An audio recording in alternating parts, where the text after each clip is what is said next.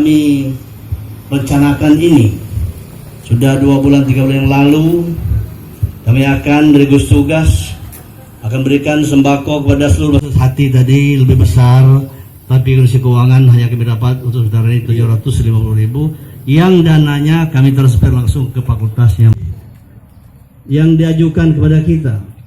Kalau mahasiswa ini setelah ada perintah untuk membagikan bakti sosial dari 2000-an lebih, terseleksi 1966 mahasiswa telah tersebar ke rekening masing-masing, rekening tugas dan tadi penjelasan resmi.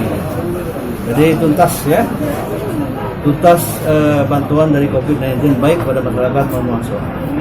Kita berdoa sekarang kita zona hijau dan sudah 0.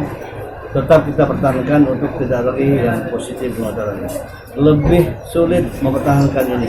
Artinya kami tetap edukasi kepada jajaran bawah. Mohon Pak TNI Polri untuk berhenti untuk mengatasi hal ini dan tetap dalam muratara dan berjalan aman. Untuk kita edukasi kepada puskesmas, kesehatan di desa-desa untuk menjaga masyarakat yang disiplin. Tetap protokol kesehatan, pakai masker, cuci tangan. Dari mana-mana mandi dulu. Tetap edukasi di mana kami pertemuan. Mudah-mudahan kita ke depan tetap zona hijau dan tetap zero.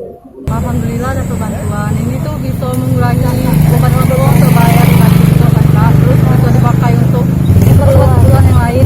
Sekarang kan lagi susah lagi ujian lagi kedua kan. Jadi bisa dipakai untuk menulis skripsi atau untuk ngeprint segala macam untuk keperluan kuliah. Kebutuhan sehari-hari bisa kurang. Jangan lupa subscribe, share, komen, dan like ya.